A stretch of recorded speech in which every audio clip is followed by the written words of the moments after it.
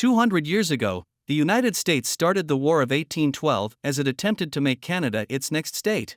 The war was launched as a response against the British Royal Navy's consistent hostile bullying activities against American merchant shipping that sailed in the Atlantic Ocean in the early 1800s. The American leaders decided that their military objective would not be aimed at Britain directly, but rather, the chosen target would be across the border to the north, the British conquered territories of Canada.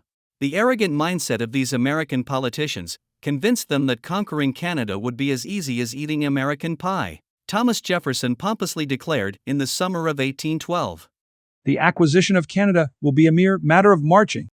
Almost 2 years later, the United States' Washington capital was burned by British raiding troops.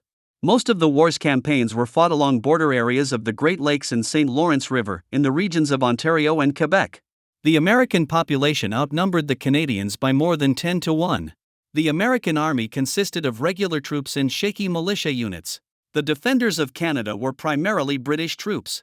In addition to this small force, was a coalition of local Canadians, American-born inhabitants, Francophone militias, native Indigenous warriors who were local and those who had fled north away from the ongoing American invasion of their ancestral lands, and also the Black Canadian Loyalists, including fugitive ex-slaves.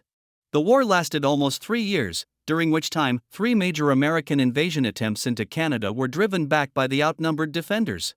The British led 3 raids into the United States itself. One led to the humiliating burning of the U.S. Capitol building in the summer of 1814.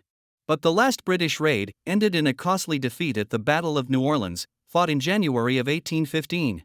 Canada had decisively resisted the United States' hostile takeover attempt to make it a new state in the American Republic.